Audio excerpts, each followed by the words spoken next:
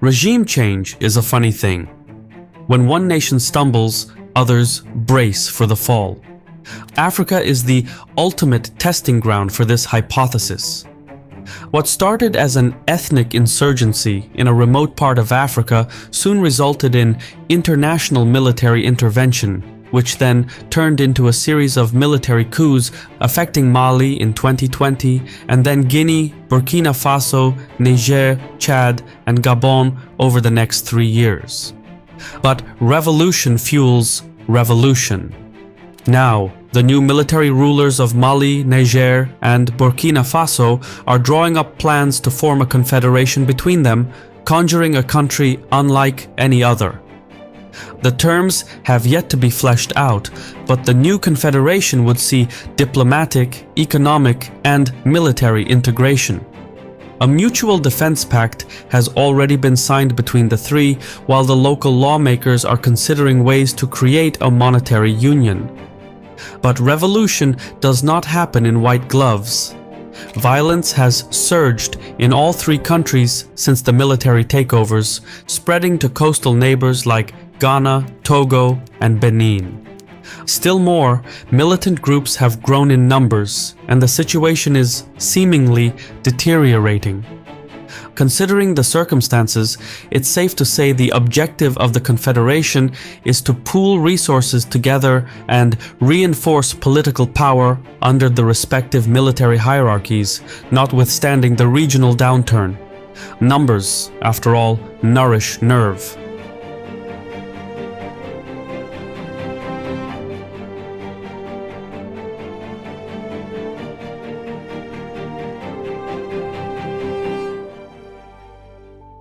Today's episode is sponsored by BetterHelp. We may be living in what feels like the most anxiety-inducing era ever. It's not necessarily the most dangerous period, but it is perceived as such. It's all too easy to get overwhelmed by today's confusing world. That's why I'm a huge advocate for controlling what you can actually control, your mental health. Get help that is better. BetterHelp is professional counseling done with a licensed professional therapist online.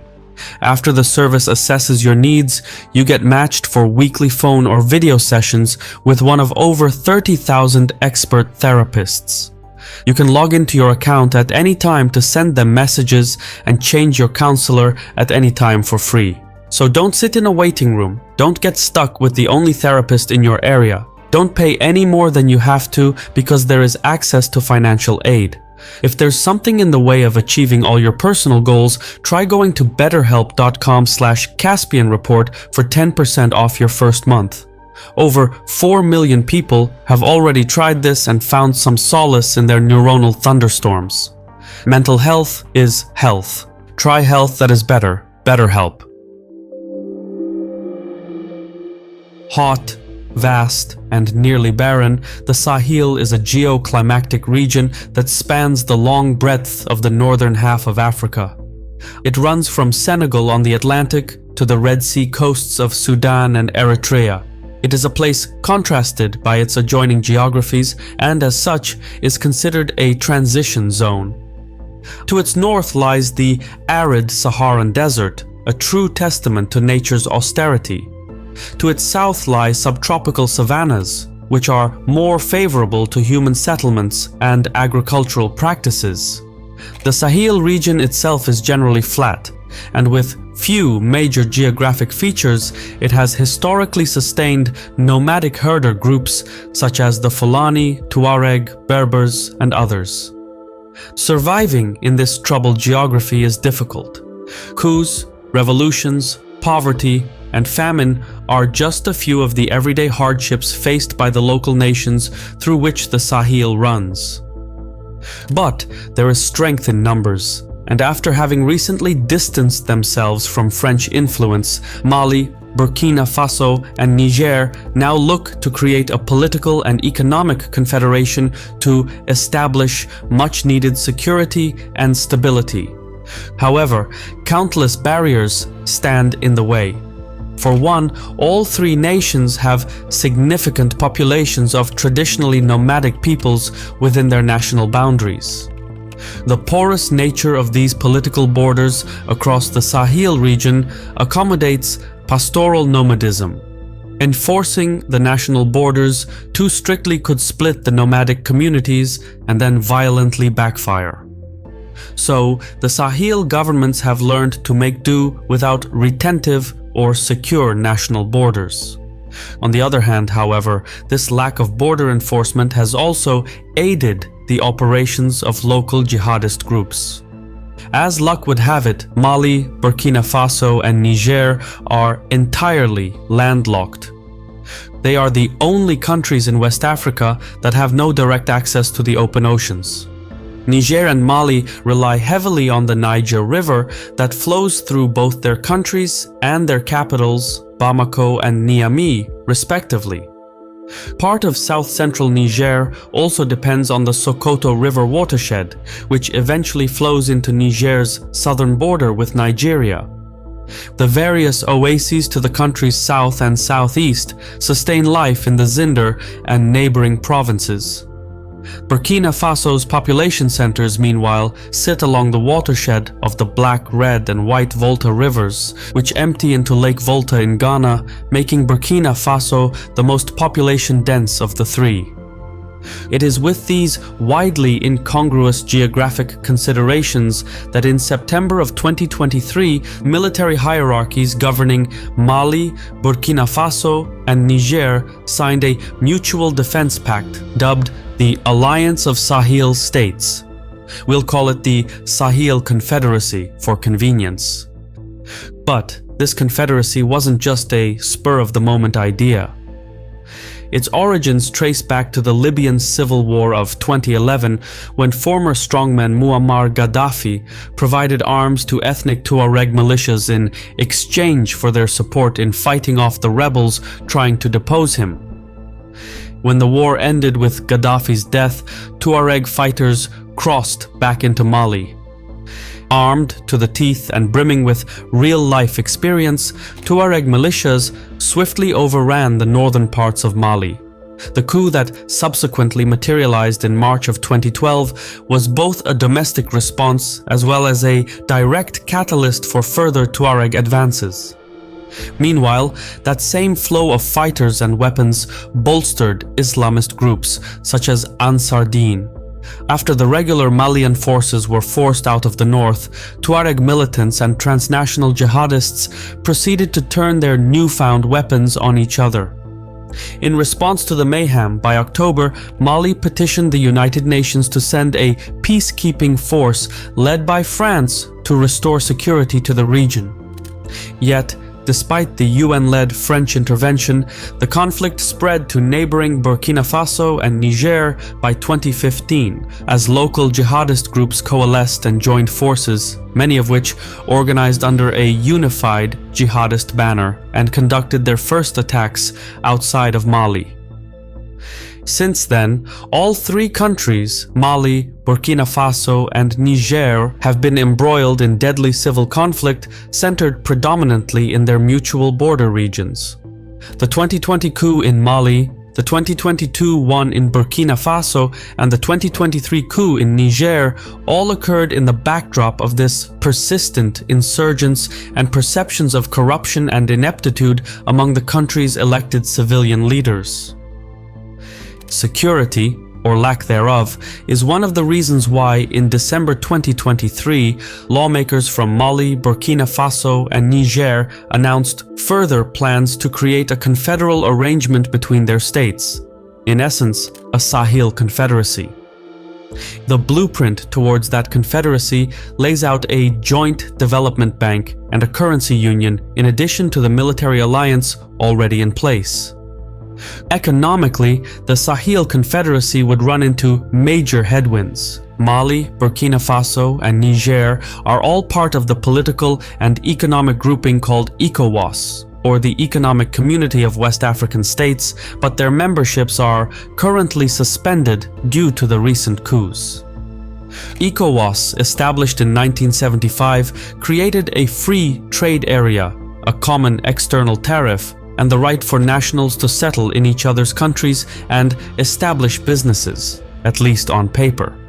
ECOWAS aims to integrate its members by introducing a common currency named the ECO and establishing a more open, formalized border system to facilitate freedom of movement. If the Sahel Confederacy comes into being, and depending on what specific terms are employed, the result could be the exit of Mali, Burkina Faso, and Niger from ECOWAS. The Sahel Confederacy and ECOWAS are unlikely to coexist in the same space. In fact, the military leaders of the Sahel nations announced as much in January 2024. More precisely, proposals for a customs union have been floated, but the Sahel countries are already part of the ECOWAS bloc. To form a new Sahel customs union, Mali, Burkina Faso, and Niger would have to follow through on leaving the current customs union managed by ECOWAS's common external tariff. Meanwhile, the proposition for a currency union would mean abandoning the West African CFA franc, which again, all three countries are currently members of, as are 5 other predominantly French-speaking countries in ECOWAS. However, despite its ambitious single market, ECOWAS is no clone of the European Union. Unlike the power parity between France and Germany in Europe, ECOWAS's population and GDP are dominated by Nigeria, Africa's economic and demographic giant. Intra-ECOWAS trade and even trade between Nigeria and the rest of ECOWAS is relatively low, with one notable exception being Burkina Faso, which trades heavily with its southern neighbors. Multiple reasons explain the lack of intra-regional trade and development. One is the lack of economic specialization among ECOWAS states in general. Most produce raw materials for export, which, even in advanced extractive economies like Australia, result in little direct benefit for the average citizen. Unfortunately for the Sahel Confederacy, none of the rivers that give them life are commercially navigable, thus restricting their access to global markets through sea and river trade. What little infrastructure exists in the ECOWAS region, including the Sahel Confederacy, is geared primarily towards the export of raw materials as opposed to greater interconnection between regional and subnational markets. Likewise, there is a noticeable absence of major rail lines in the region, and almost all of them are aimed at connecting those countries to export markets. The Kaya-Abidjan line running from northern Burkina Faso to Ivory Coast is one such example. Due to the landlocked nature of the Sahel Confederacy, the only alternative is to transport goods by lorry on difficult, often unpaved roads, regardless of whether the trade is intra-regional or international. At large, the Sahel economies suffer from the dual problem of being too far removed from global markets and having little comparative advantage, as large segments of the population are still subsistence farmers. This, in effect, commits the countries to a cycle of poverty and insecurity that is mutually reinforcing and difficult to break out of, even under the best of circumstances. If the Sahel Confederacy were to fulfill the pledge to leave the single market of ECOWAS and thereby lose access to the Ivory Coast, it would deal a severe blow to the Sahel economies. For added context, the Ivory Coast is the most significant player in the CFA franc area, accounting for almost 2/5 of the CFA franc zone's GDP despite having 20% of the population. The local BRVM stock exchange, which lists companies operating throughout the CFA franc zone, is headquartered in Abidjan, the country's main economic center. This then makes investment in Mali, Burkina Faso, and Niger highly dependent on the financial markets in the Ivory Coast. Upping the stakes, Abidjan is also home to West Africa's second largest port. Burkina Faso, and to a lesser extent Mali, are heavily reliant on these port facilities to export their goods to global markets. The everyday use of the French language for business purposes further amplifies the benefits of integration among the French-speaking states of West Africa. The advantages that Ivory Coast offers the Sahel nations are unmatched within the CFA franc zone and perhaps within the whole of ECOWAS. Integrating Mali, Burkina Faso, and Niger into a single market would get off to a slow start. If they leave the ECOWAS market, the circumstances would be even worse. The truth of the matter is that the Sahel Confederacy, or any regional organization in general, would need decades to build up the level of economic integration that exists within ECOWAS. That is a time frame in which even the best-made plans can go astray. However, while economic integration will take time, military integration usually takes shape at a faster pace. Alas, even in this section, the Sahel Confederacy has dropped the ball. Even though the three nations signed a common military alliance in September 2023, no joint exercises have been conducted so far, and no significant steps have been made towards interoperability or an integrated command like that of NATO. Admittedly, establishing interoperability would take more than a few months, but considering how much resources the ongoing jihadist insurgency is eating up, military integration may not be a priority at this moment in time. As a result of the recent coups and the exit of France, the Sahel nations have since enlisted the help of mercenaries working with the Russian private military company Wagner. Under the arrangement, Mali, Burkina Faso, and Niger exchange natural resources such as gold, diamond, and uranium for Wagner equipment and know-how, thus replacing the dwindling French troops and special forces that remained active up until that point. But if lessons from elsewhere are to be learned, Vietnam, Afghanistan, and Ukraine, it is that even heavy weapons and high-quality training do not guarantee military victory.